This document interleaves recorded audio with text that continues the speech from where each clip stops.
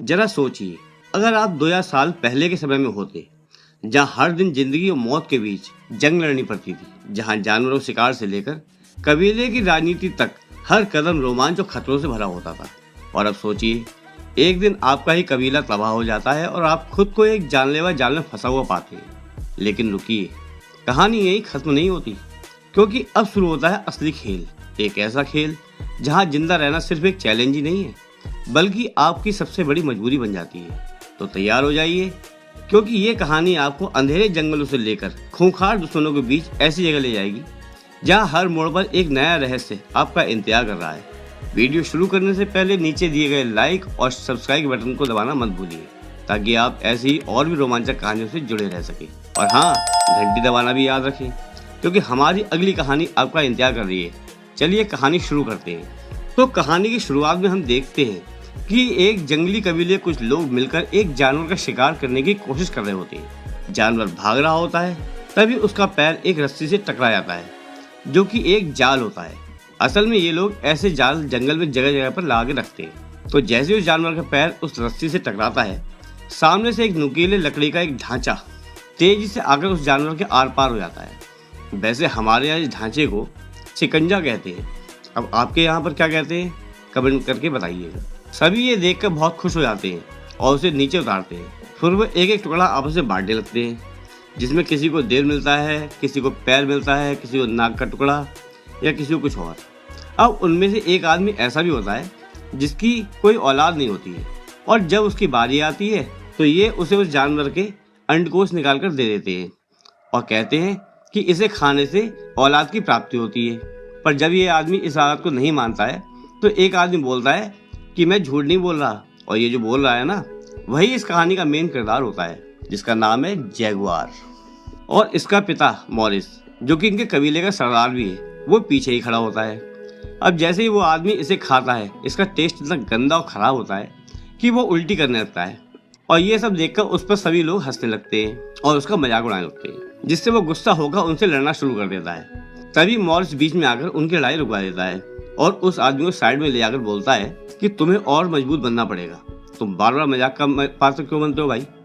वो कहता है कि मैं बाप नहीं बन पा रहा हूँ, इसीलिए ये लोग मेरा मजाक बनाते रहते हैं। जिससे मॉरिस उसे कुछ पत्ते निकाल के कहता है कि ये कुछ दवाइयाँ हैं, इसे इस्तेमाल करने से तुम जल्दी बाप बन जाओगे। यह उसी वक्त उसे खाने वाला होता है, पर मॉरिस उसे रोक लेता है और कहता है इसे खाना नहीं है, इस दवाई को तुम्हें उस जगह पे तब लगाना है जब तुम बीवी के साथ सेक्स करने जाओगे। तो वो विश्वास कर लेता है और बहुत खुश होता है। फिर वो अपने दोस्तों के पास चला आता है और सभी हंसी मजाक करने लगते हैं। इतने में ही उन्हें जंगल में किसी और के होने का भी एहसास होता है, तो वो खड़े होकर जंगल की तरफ देखने लगते हैं। फिर जैगुआर कहता है कौन है वहाँ और तुम्हें क्या चाहिए। तभी कुछ आदिवासी निकल कर आते हैं और 3-4 बड़ी बड़ी मछली उनके सामने रख देते हैं और कहते हैं कि हम सिर्फ तुम्हारे इलाके से होकर गुजरना चाहते हैं। तो वो मान जाते हैं और मछलियों को उठाकर ले लेते हैं और बदले अपने शिकार का एक टुकड़ा उन्हें दे देते हैं और उन लोगों को यहाँ से गुजरने की परमिशन भी दे देते हैं। इसके बाद पीछे से और भी बहुत सारे आदिवासी आने लगते हैं, जिनमें बहुत सारे घायल भी होते हैं। तो यह सब देखकर जैगुआर पूछता है कि तुम्हारे साथ क्या हुआ। तो वो बोलते हैं कि हमारा कबीला तबाह हो गया है और अब हम एक नई शुरुआत करने दूसरी जगह जा रहे हैं। यह कहकर वह चले जाते हैं। इसके बाद मॉरिस भी सबको वापस कबीले में चलने के लिए कहता है, पर रास्ते में जैगुआर बहुत परेशान होता है, जो देखकर उसके पिता बोलते हैं कि वो जो कबीला था ना, उनके साथ जरूर कुछ गलत हुआ है। अब वो अपने कबीले पहुंच जाते हैं, जहां उनका कबीला बहुत ही खुशहाल होता है और सब आपस में हंसी मजाक करते ही रहते हैं। अब वो आदमी जिसका सब उस वक्त मजाक उड़ा रहे थे और जिसने अंडकोश खाया था, उसको आकर एक बुढ़िया पकड़ लेती है, जो कि उसकी सास होती है। और वो कहती है कि मुझे एक पोता चाहिए, अगर तुम मुझे पोता नहीं दोगे तो मैं तुम्हारी जगह अपनी बेटी की शादी किसी और से कर दूंगी। और उसको धकेल कर अंदर उसकी बीवी के पास ले आती है, यानी अपनी बेटी के पास। अब आपको तो याद ही होगा कि मॉरिस ने उस आदमी को एक दवाई दी थी। अब कुछ देर जाते ही वो चिल्लाते हुए बाहर आते हैं, क्योंकि वो कोई दवा नहीं बल्कि जलन देने वाले पत्ते थे। और उन दोनों को जलन होने की वजह से वो चारों तरफ भागते फिरते हैं और चीखने चिल्लाने लगते हैं, और बाकी सब लोग उन पर हंसने लगते हैं और बहुत मजाक बनाते हैं। इसके बाद जैगुआर अपने घर जाता है और अपनी बीवी और बेटे से मिलता है। उसका बेटा 3 या 4 साल का होगा और उसकी बीवी प्रेग्नेंट है, और कुछ ही दिनों में एक नन्हा मेहमान भी उनके घर पे आने वाला है। वो अपने परिवार के साथ बहुत खुश रहता है और उनसे बहुत ज़्यादा प्यार भी करता है। फिर हम देखते हैं अगली सुबह का समय, जहाँ जगुआर को कुत्ते के भौंकने की आवाज़ आती है, जिससे वो जाग जाता है। उसे एहसास होता है कि बाहर कुछ हलचल हो रही है। अगले ही पल हमें बाहर दिखाया जाता है, जहाँ बहुत ही भयानक और खूंखार दिखने वाला एक आदिवासी होता है, जिसका नाम है मोबो। इसके सभी साथी झाड़ियों पीछे छुपे होते हैं और उसके इशारे में मशाले लेकर बाहर आ जाते हैं। जैगुआर अपने घर से बाहर देखता है तो उसे कुछ जलती हुई मसालें दिखाई देती हैं और वो समझ जाता है कि बाहर कुछ खतरा तो जरूर है। तो वो जल्दी से अपने परिवार को लेकर बाहर निकलने लगता है। तभी हमलावरों में से एक उन पर हमला कर देता है, पर जगुआर उसे मारकर अपने परिवार को लेकर एक सूखे कुएं के पास पहुंच जाता है। इसी बीच वो खूंखार आदिवासी उनके कबीले पर हमला कर देते हैं और उन्हें मार मार कर हाथ पैर बांधने लगते हैं और एक एक करके सभी झोपड़ियों को भी जला डालते हैं।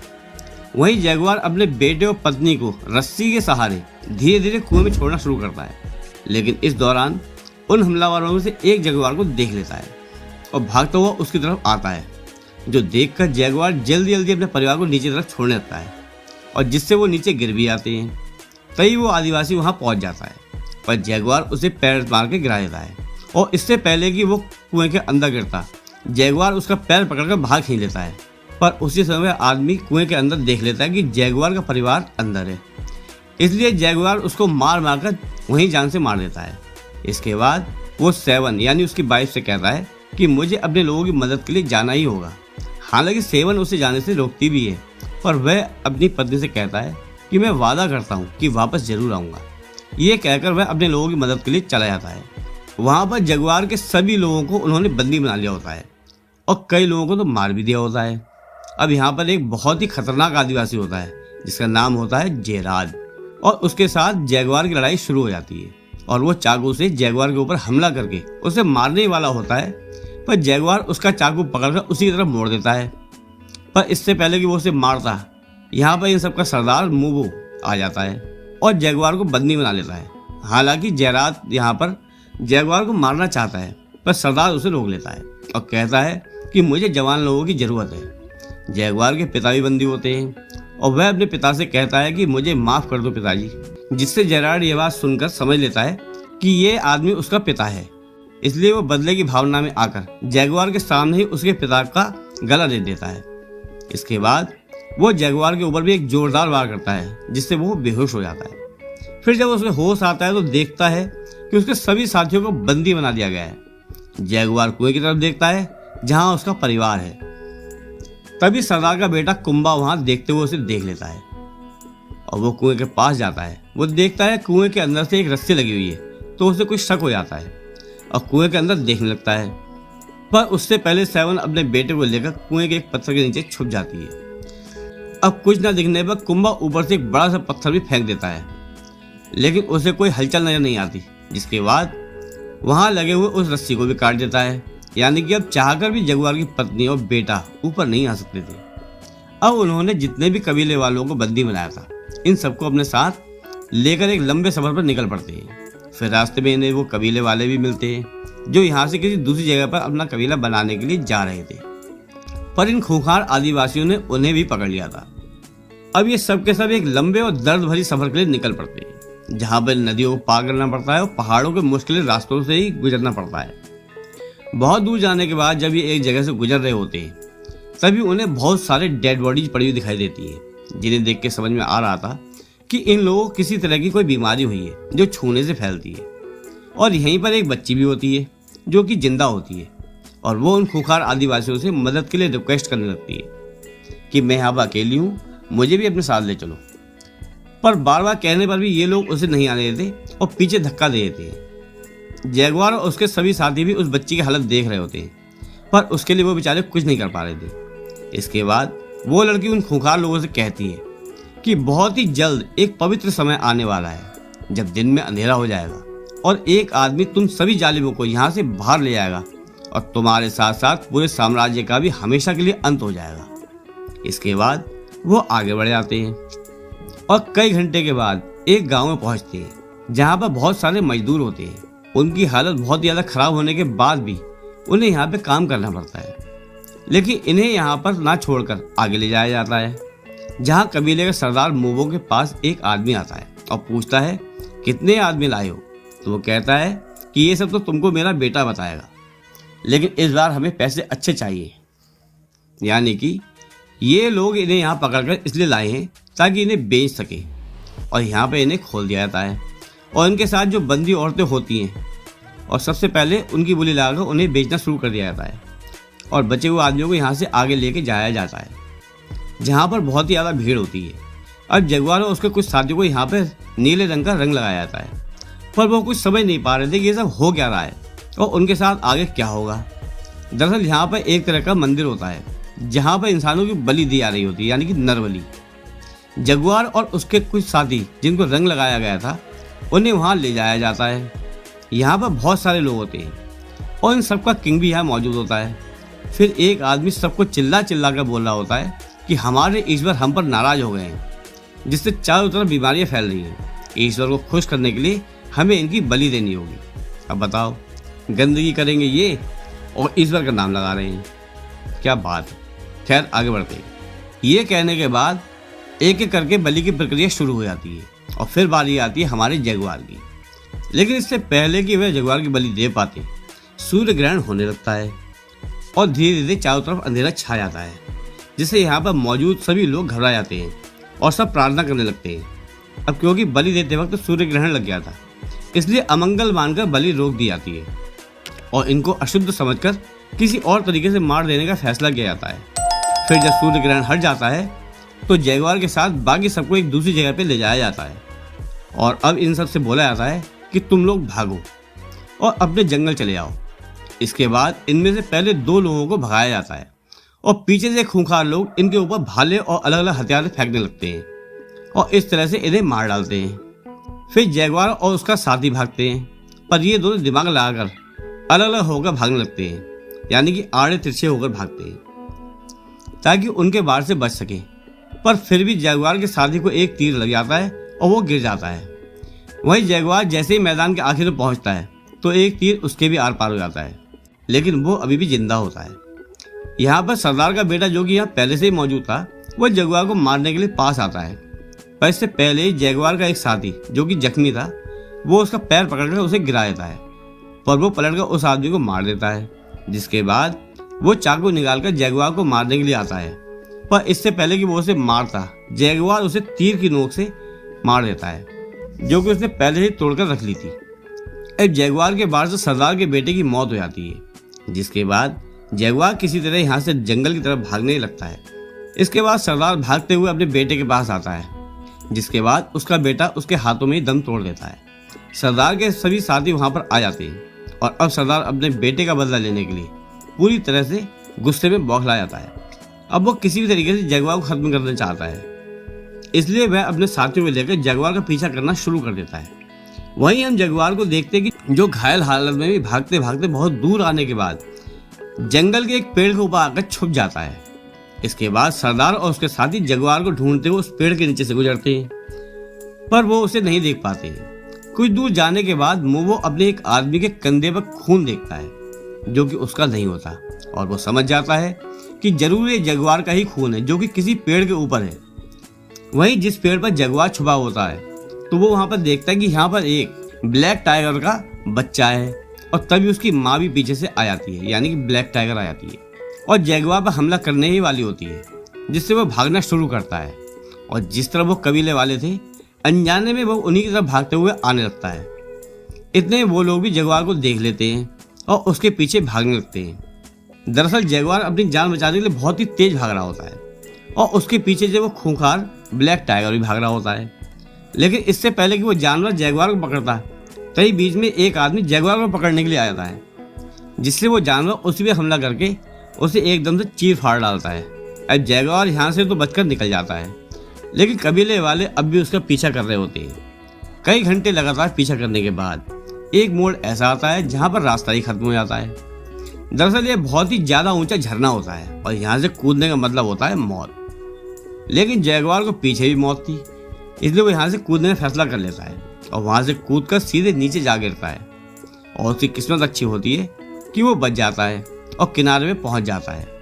और जब ऊपर देखता है तो वहां पर कबीले के सरदार और उसके आदमी उसे देख रहे होते हैं। जैगुआर अब इन लोगों को ललकारने लगता है क्योंकि वो अपने जंगल में आ चुका था। वो कहता है कि ये मेरा जंगल है, मेरे बाप दादाओं ने यहाँ पे शिकार किया था और अब मैं भी यहाँ पे शिकार करता हूँ, क्योंकि ये मेरा जंगल है और मेरा इलाका है। अगर हिम्मत है तो आ जाओ। ऊपर सदा के साथ एक आदमी होता है। वो कहता है कि हमें इसके पीछे ना जाकर वापस चले जाना चाहिए। दरअसल उस बच्ची की भविष्यवाणी उसे याद आती है जिसने कहा था कि एक दिन तुम सबका अंत होगा और एक आदमी आएगा जो तुम्हें तुम्हारे जंगल से बाहर ले आएगा, जिसके बाद तुम कभी वापस नहीं लौट पाओगे।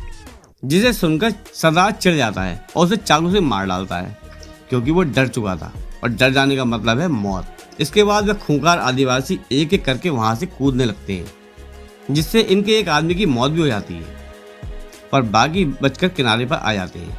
फिर जैगुआर के पीछे आते हैं और वहीं जैगुआर आगे भाग रहा होता है। तभी अचानक वो एक दलदल में गिर जाता है, पर वो हिम्मत नहीं हारता और किसी तरह से अपने आप को उस दलदल से निकाल लेता है। लेकिन अब उसके पूरे शरीर पर कीचड़ लग जाता है। फिर उसके दिमाग में आइडिया आता है और एक जगह रुककर अपने आप से कहने लगता है कि मैं हूँ जैगुआर और ये जंगल मेरा है और मुझे यहाँ पर कोई भी नहीं हरा सकता और मैं किसी से भी नहीं डरता। इसके बाद वो उन आदिवासियों से डर के नहीं भागता, बल्कि उनको अलग अलग तरीके से एक एक करके मारना शुरू कर देता है। सबसे पहले वो उनको मधुमक्खियों का छत्ता छोड़ देता है, जिससे उनकी हालत बहुत ही ज़्यादा खराब हो जाती है। इसके बाद वो भागता हुआ आकर एक मेढक पकड़ता है और कांटे के जरिए उसके शरीर से जहर लेता है। फिर एक जगह पर छुपकर उन सबके आने का इंतजार करने लगता है और उनके आते ही सबसे पीछे वाले आदमी पर जहर वाली कांटों से हमला कर देता है, जिससे वो आदमी मर जाता है। तभी उसके सामने वो आदमी आता है जिसने उसके पिताजी को मारा था। जैगुआर और उस आदमी के बीच में एक हथियार पड़ा होता है। फिर वो दोनों एक दूसरे तरफ भागने शुरू कर देते हैं। वो उसकी तरफ सामने आने लगता है, वो उसकी तरफ सामने आने लगता है। फिर जैगुआर हथियार के पास पहुंचते ही घुटने के बल सड़कते हुए चला जाता है और हथियार को उठा लेता है और पलट कर उस आदिवासी पे हमला कर देता है, जिससे वह बहुत बुरी तरह जख्मी हो जाता है। फिर दोबारा उस पर एक जोरदार हमला करके उसका एकदम से काम तमाम कर देता है। अब इतने में यहाँ पर बारिश शुरू हो जाती है और जगुआर को अपने बीवी बच्चों की याद आने लगती है और फिर कुएं की तरफ भागने लगता है। वहीं कुएं पर लगातार पानी भर रहा होता है और उसकी पत्नी को डिलीवरी पेन भी शुरू हो जाता है। इतने में जगुआर भागता हुआ कुएं तक पहुंच जाता है और उसकी बीवी उसे बोलती है कि हमें बाहर निकालो, पर अभी भी वह बचे हुए 3 आदिवासी उसके पीछे आ रहे होते हैं, जिससे वो भागता हुआ कुएं से आगे निकल जाता है। पर उन तीनों में से 2 आदमी कुएं पर आकर देख लेते हैं कि अंदर जगुआर के बीवी बच्चे हैं। वहीं सरदार मूवत, जो कि सबसे ज्यादा खूंखार है, वह जगुआर के पीछे भाग रहा होता है। भागते भागते एक जगह जाकर जगुआर उसे मिल भी जाता है और कुछ ही दूर से वह जगुआर को एक तीर मार देता है जो उसके सीने में लगता है। जगुआर अब और जख्मी हो जाता है, लेकिन फिर भी वह वहीं पर खड़ा रहता है। जिसके बाद सरदार चाकू निकालता है और जगुआर की तरफ भागना शुरू कर देता है, पर उसे नहीं पता था कि यहाँ पे एक फंदा लगा हुआ है और जैसे ही उसका पैर फंदे से टकराता है तभी सामने से एक नुकीली लकड़ी का शिकंजा आकर उसके शरीर के आर पार हो जाता है, जिससे यहीं पर इसकी भयानक मौत हो जाती है। अब जगुआर को यहाँ से भी भागना पड़ता है क्योंकि बचे हुए 2 आदमी इसी की तरफ आ रहे थे। वहीं कुएं के अंदर दिखाया जाता है जहाँ लगातार पानी भर रहा होता है और जगुआर की पत्नी अपने बच्चे को बचाने की कोशिश कर रही होती है और इसी मुश्किल समय में वह एक और बच्चे को जन्म देती है। वहीं जगुआर को दिखाया जाता है जो भागते भागते समुद्र के किनारे पहुंच चुका था और बहुत ज्यादा थक जाने की वजह से वहीं पर घुटनों के बल बैठकर रुक जाता है और हैरानी से समुद्र की तरफ देखने लगता है। इतने में ही वो दोनों आदमी वहां पे पहुंच जाते हैं और वो भी समुद्र की तरफ देखने लगते हैं, क्योंकि समुद्र में उन्हें बड़े बड़े जहाज दिखाई देते हैं और छोटी छोटी बोट से कुछ लोग इस टापू की तरफ आ रहे होते हैं। अब उनको हैरानी से उधर देखते हुए इस दौरान जगुआर को मौका भी मिल जाता है वहां से भागने के लिए और वो भागते हुए कुएं के पास पहुंचता है, जहां वो देखता है उसका परिवार बिल्कुल डूबने की हालत में है और उसकी पत्नी ने एक और बच्चे को भी जन्म दिया है। यह देखकर वह एक सुकून की सांस लेता है, क्योंकि इतनी मुसीबत और मुश्किलों के बाद भी उसने अपने परिवार को फिर से पा लिया है। अब कहानी के आखिर में हम देखते हैं कि जगुआर अपने परिवार के साथ जंगल में होता है। उसकी पत्नी समुद्र में इन जहाजों को देखकर पूछती है कि हमें उस तरफ जाना चाहिए, तो जगुआर कहता है कि नहीं, हमें जंगल में रहकर एक नई शुरुआत करनी चाहिए। इसके बाद वो जंगल की तरफ चले आते हैं। दरअसल इन बड़े बड़े जहाजों में जो लोग आए होते वो यूरोपियन थे, जिनका यहाँ आने का मकसद इस टापू पर कब्जा करना था। इनका यहाँ आना एक हिस्टोरिकल समय को दर्शाता है कि यूरोपियन यहाँ पर आने के बाद कैसे माया सभ्यता का अंत हुआ और आधुनिक समय में अभी ये जगह अमेरिका के हिस्से में है। ये कहानी एक काल्पनिक हिसाब से माया सभ्यता को भी दर्शाती है। तो दोस्तों, ये कहानी देखकर आपके मन में कोई भी सवाल आए तो हमसे कमेंट बॉक्स में जरूर पूछना। मिलते हैं आपसे एक और मजेदार कहानी के साथ। बाय।